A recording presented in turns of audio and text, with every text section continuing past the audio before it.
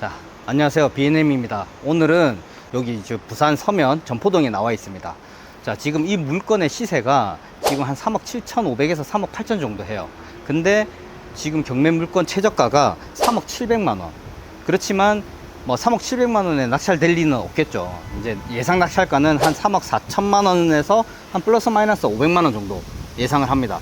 요 물건 관련해서 분석적인 내용들, 그리고 어떤 내용들을 조심해야 되는지는 제가 별도로 사무실에서 차근차근 하나씩 설명을 드릴 테니까 제가 알려드릴 테니까 따라오세요. 가보시죠. 자, 안으로 또 왔습니다.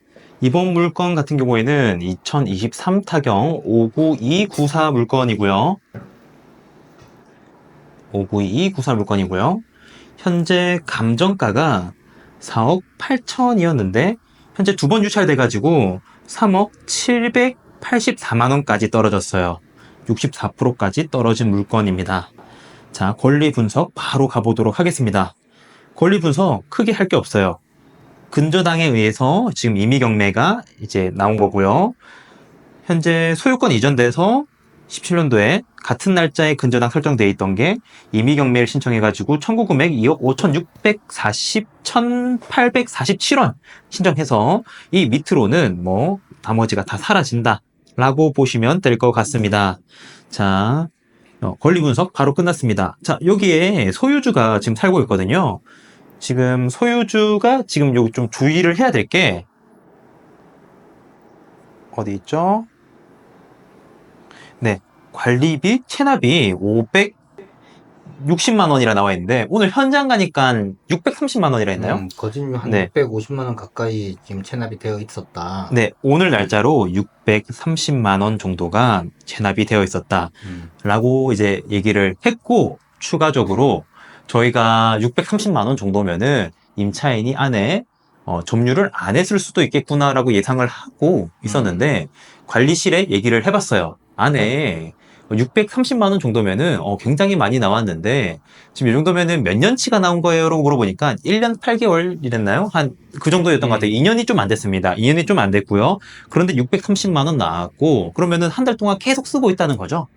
그렇지. 네. 예. 그리고 또 이것도 이제 얘기를 하면 이제 네. 보시는 분들이 도움이 많이 되실 내용인 게, 지금 미납되어 있는 금액이 630만 원 정도다. 그게 끝이 아니라 월에 얼마 정도가 관리비가 나오는지를 알아야지. 네. 우리가 낙찰받고 나서 소유권을 완전히 내 걸로 취득하는 데까지 보통 걸리는 기간을 우리가 3개월로 잡잖아. 네, 그죠? 그러면 3개월에 보통 한 달에 한 30만 원 정도 관리비가 밀린다고 했으니, 나온다고 했으니 3개월 정도면 추가적으로 100만 원 정도의 관리비가 더 미납이 될 수 있다라는 거를 우리가 알고 접근을 해야 된다는 거예요. 그죠. 630만 원으로 보고 들어가는 게 아니고 거진 이제 730에서 750만 원 정도 미납이 된 상태로 소유권이 나한테 이제 취득이 돼서 이제 내가 이제 정리를 해야 되는 부분이구나라고 판단을 해야 된다는 거지. 네, 충분히 그럴 여지가 있다라고 보여지는 물건입니다. 이 외에는 크게 신경 쓸 권리적인 문제는 따로 없어 보이고요. 바로 그러면은 넘어가서 네이버 부동산에서 실거래가를 한번 보도록 하죠.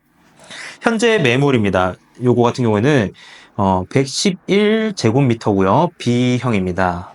현재 가격 순으로 가장 낮은 가격 한번 살펴보도록 할게요. 현재 요 같은 중층으로 나와 있고요. 중층 3억 8천만 원 정도의 지금 물건은 나와 있네요. 지금 해당 물건이 네. 21층이구나. 네. 요 같은 경우는 이제 중층인데 지금 저희가 보고 있는 물건은 21층이죠. 35층 중에 21층. 좀 고층이라 볼 수 있습니다. 그렇기 때문에 저층, 이런 저층보다는 거래가 조금 더 높은 가격이 될 것 같다라고 보시면 될 것 같은데, 현재 나와 있는 매물을 저희가 실제 거래되는 금액이라고 생각하면 안 되죠. 실제 어느 정도의 거래되는지 실거래가로 한번 보도록 하겠습니다. 똑같은 물건이고요. 매매되는 금액입니다. 최근 2024년도 1월부터 거래된 건수는 약 한 4건 정도밖에 안 되네요. 매월 한 건씩 정도 거래가 됐다라고 보면 될 것 같고요. 거래된 금액 자체가 그렇게 높진 않아요. 보면은 나와 있는 물건은 3억 8천 정도 나와 있지만 실제로 거래되는 거는 3억 7,500. 또는 3억 6천, 뭐 3억 3천 이 정도의 거래가 된다라고 보시면 될 것 같습니다. 자, 한번 좀 넘어가 보죠. 그러면은 주변에 어떤 상황인지 좀 주변 위치를 한번 쭉 살펴보도록 할게요. 자, 이 부분은 대표님이 한번 설명해 주시겠어요? 오늘은 우리가 이제 여기 점포 할라 비발디를 갔다 왔잖아. 네. 근데 내가 여기 가서 느꼈던 것 중에 가장 좋은 거는 딱 두 가지. 첫 번째는 뭐냐면 지하철역이랑 정말 가까웠다. 걸어서 한 3분, 5분? 네. 5분도 안 걸렸었던 것 같아. 한 3분 정도 걸렸던 것 같고. 그리고 반대 방향으로 초등학교 입구가 진짜 한 10발자국 가면 초등학교가 있었지. 네.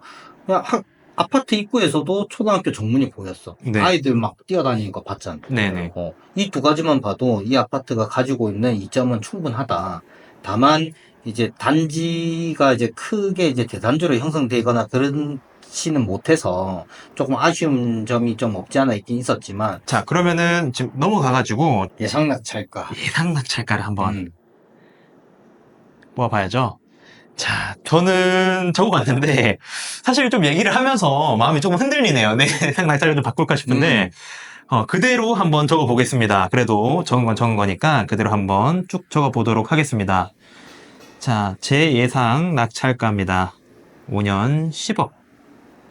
제 예상 낙찰가는 현재 3차에서 3억 3,300만 원에서 3억 4천만 원 사이에 낙찰이 될 것 같다라고 예상을 하고 있습니다. 자, 대표님은 어떻게 되시죠? 그러면 나는 한 3억 2천에서 3천으로 할게. 너가 3,300에서 4천을 했으니까 3억 2천에서 3억 3천. 3천 정도로. 왜냐면은 지금 실거래가 기준으로 봤을 때는 네. 우리가 매도할 수 있는 가격대를 3억 5천대로 봐야 되는 게 맞을 것 같아. 그죠. 저도 3억 3억 5천에서 3억 6천. 그 사이대를 봐야 되기 때문에 그 사이대를 봤을 때는 3억 2천대에서 3천대 사이에서 낙찰이 되지 않을까. 그렇게 예상을 하는 거지. 알겠습니다. 저도 약간 조금 낮추고 싶긴 한데, 요 정도에서 거래되지 않을까 생각이 있기 때문에 한번 요 그대로 줬고요. 근데 이게 저희가 뭐 좋은 물건이라고 하기보다는 이런 물건이 주변에 있어가지고 한번 쭉 분석을 여러분들한테 이제 해드리고 싶어서, 그다음에 그렇지. 어느 정도 이런 것들이 수익이 남는지, 이런 물건 어떤지를 한번 얘기 드리는 차원에서 해드리는 거기 때문에 절대 오해하시면 안 되는 게, 야, 너희들이 이거 하라고 했잖아. 아닙니다. 그냥 이런 물건은 이렇게 분석을 해서 이 정도의 낙찰이 될 거라고 저희들이 얘기를 해드리는 겁니다. 그래서 저희는 한번 3억 5천 정도에 이제 하게 되면은 빠른 매도가 가능할 거다라고 보고요. 그다음에 예상 낙찰가를 한 3억 3천 정도로 잡을게요. 3억 3천으로 잡고요. 그러면은 여기서 차익이 2천만 원이 남죠. 2천만 원인데 요거 같은 경우에는 취득세랑 그다음 법무사 비용까지 하면은 한 600 정도? 600 정도? 예, 600 정도가 나올 것 같습니다. 600 정도 나오고, 그다음 추가로 여기에 관리비가 또 있죠? 관리비가 좀 많이 예, 쌓여있지. 630만 원 정도가 있습니다. 630만 원 그대로 지금 현재로 그대로 적을게요. 그다음에 여기는 소유자가 그대로 또 살고 있어요. 소유자가 그대로 살고 있기 때문에 소유자 명도 비용 필요할까요? 라고 물어볼 수 있는데, 사실 이런 거 같은 경우에는 관리비를 명목으로 관리비랑 협상을 해야지. 협상을 해가지고 이제 내보내야 되는 물건이라 보여지고요. 근데 정말 요거 같은 경우에는 한번 입찰하기 전에 저 같은 경우라면 소유자를 무조건 만나보겠어요. 소유자를 무조건 만나서 당신 이사 계획 있냐, 그 다음에 나는 이 물건 관심 있어서 낙찰 받을 예정이다, 그리고 한다면은 관리비를 대신 내주는 생각으로 너가 언제까지 나갈 수 있냐, 막 요 정도로 이제 한번 협상을 해보면은 답이 나오지 않을까 라고 예상이 됩니다. 그런데 저희가 이제 말씀드리는 경우는 소유자를 만나보지 않았고 소유주의 성향이라던가 그런 명도적인 관한 부분들은 아직 실제로 가보진 않았기 때문에 그런 추가적인 비용들은 이제 생길 수 있고, 그것들을 미리 알고 계신 분이라면 그것들을 좀 가격에 녹여서 좀 더 낮게 낙찰 받을 수는 있다 라고 말씀드릴 수 있을 것 같습니다. 그러면 요거까지 다 더해서 계산을 하면요, 오히려 마이너스일 것 같은데? 3억 한 4,230만 원 맞나요? 맞죠? 해가지고 빼면은 약 한 670만 원 정도의 수익이 나는.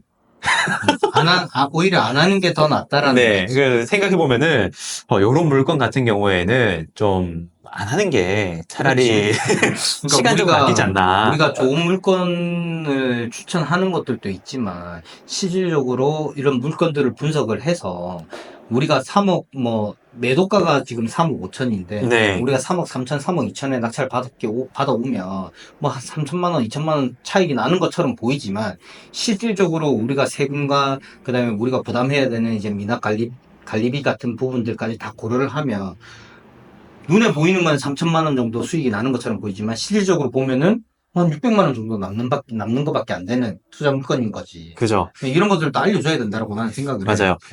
아무래도 많은 사람들이 3차까지 떨어져가지고 입찰을 하고 그러다가 높은 가격 한 명 쓰고 했는데 명도도 힘들고 막 이래가지고 손에 없는 거 500만 원밖에 없는 결과가 나올 것 같아요. 인정합니다. 네. 자, 이걸 뭐, 수익을 남기려면 그러면 수익도 안 남기죠. 왜냐면 복비가 또 나기 때문에. 그래서 네. 이걸 만약에 수익을 남기려면 네.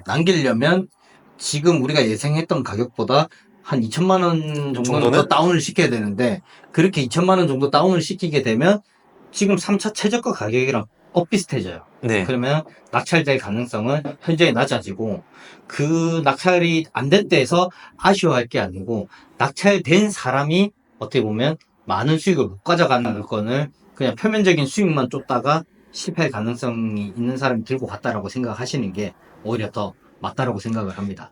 그래서 이 가격대보다 훨씬 더 낮은 가격대에 낙찰이 돼야지만 수익이 남는다라는 거를 이제 좀 유념하셔서 무조건적으로 낙찰을 위한 입찰을 하지 마시라. 말씀을 드리고 싶은 거지. 네, 알겠습니다. 자, 여기까지 저희가 해당 물건 이제 한번 분석을 해봤고요. 또 좋은 물건으로 찾아오도록 하겠습니다. 시청해 주셔서 감사드립니다. 좋은 하루 되세요. 네.